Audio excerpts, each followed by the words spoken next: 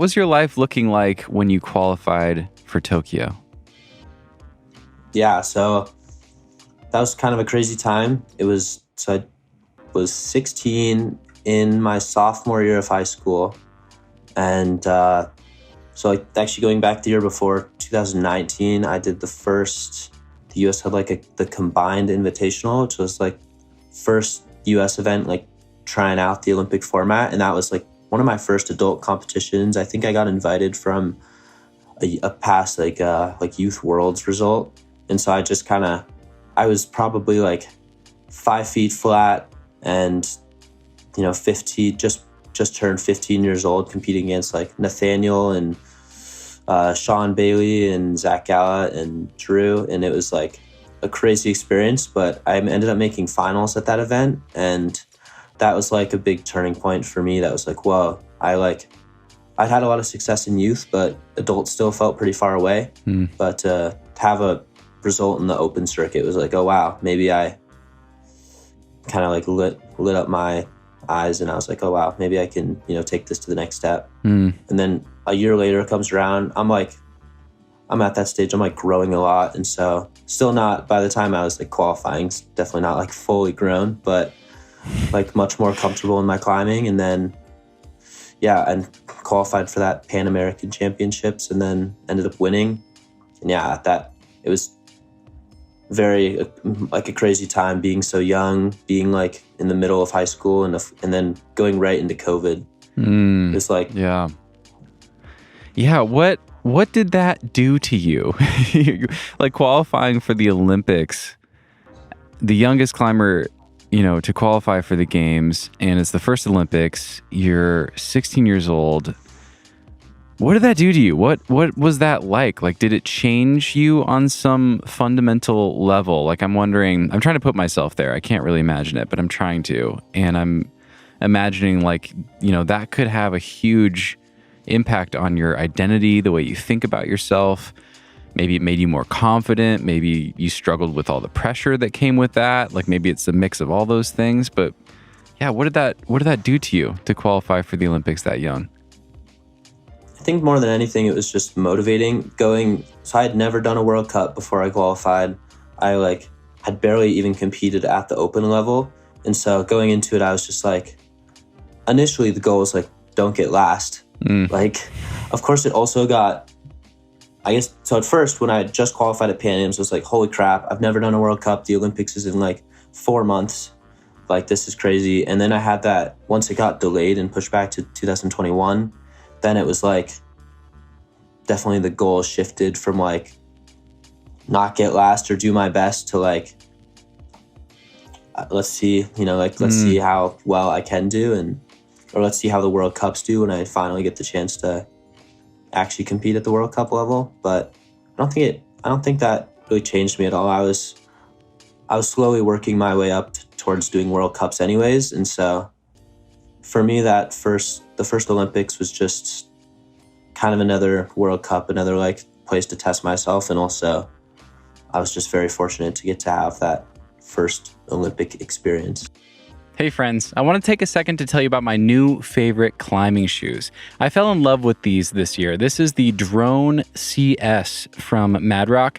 It's an amazing bouldering shoe. And I actually sent all of my hardest boulders in 2023 wearing the Drone CS. I also just got my first pair of the Drone 2.0. The Drone 2.0 is a huge improvement over the original, in my opinion. It has a lot of the same features as the Drone CS, which I love. It's just a little bit stiffer and more supportive, and you can really toe into small footholds and edge really well with this shoe. I really love both of these shoes, and I think they complement each other really well. If you want to check them out, head over to madrock.com and use code NUGGET at checkout to save 10% off your first order. That's madrock.com. Use code NUGGET to save 10% off your order. All right, enjoy the rest of the video. I hadn't really thought about that for you, that extra year that you guys got because of COVID was probably really, really helpful, whereas someone like Adam Ondra, Jakob Schubert, like those guys are in their 30s and they've been doing this or I guess late 20s at the time. And they've been doing this for decades already and have tons of, World Cup experience under their belt. So an extra year for them is probably just like, fuck, I gotta like maintain the psych and keep training and like deal with the pressure.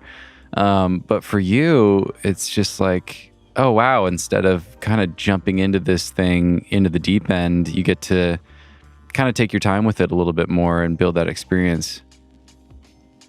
Yeah, the qualifying, the extra year out was probably the most advantageous for me. I also like the difference is some of those people qualified way back at the like World Championships in August 2019. So they had to wait from August 2019 to August 2021 to like they were qualified for like 2 years. And for me, I was I think like the last spot or one of the I was the last person that qualified before COVID. And so it was a much different game. Yeah. So you end up getting 7th overall. How does that sit with you? How do you feel about Tokyo? It was amazing. I mean, so that year I had gotten to do like 4 World Cups, which was amazing, getting to test the waters a bit. And so yeah, my expectations still were I was just motivated to do as well as I could and didn't really care. And in that, like the qualifiers, I just had a phenomenal day, really like just let loose. And I think qualified for finals in 3rd. And obviously at that point, maybe my expectations changed a little bit. Nerves were really high, but I performed well in the finals, and the scoring the way that it was scored didn't really help me. I was like very consistent in all the disciplines. I was like 4th, 3rd, 5th, 3rd, 4th, and 5th in all the disciplines. So I was like kind of the most well-rounded. Because I didn't have a 1 or a 2 in my score, it just I ended up getting like last of the people that were in the final. So yeah, that was such a weird thing. I'm so glad it's all shifting. I mean, I think a lot of people listening know this, but in case you missed it or didn't catch all the details of the scoring, it was just multiplied. So your 3 places were multiplied, against each other.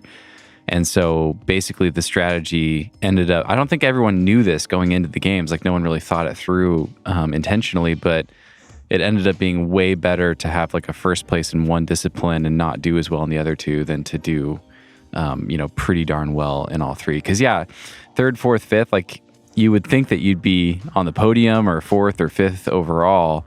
And you get bumped down to 7th just because of the way the math multiplies out. Did you think of that beforehand? Like, did you have any sort of specific strategy going into the games, like knowing this scoring, or did that kind of surprise everybody the way that the results turned out? I didn't really have too much of a strategy. I knew that my lead climbing was my strongest discipline, and then speed is bouldering. I was kind of all over the place. Like I said, I'd done a few World Cups. I'd made 2 semifinals, but also had gotten like 40th place or something at the other ones. So I was not really sure how I would fare in bouldering, but I knew my speed as well was solid. I had done speed growing up in youth, so it wasn't like, for Andre, he'd probably never touched the speed wall and then had to learn it. But for me, I was like, I was like doing it up until just doing it. It was like a normal thing for me. And but I had no strategy. And the final ended up being so crazy because Basamawan got injured on the lead qualification route, and then so there was like no speed specialist in the men's final, which just made everything crazy.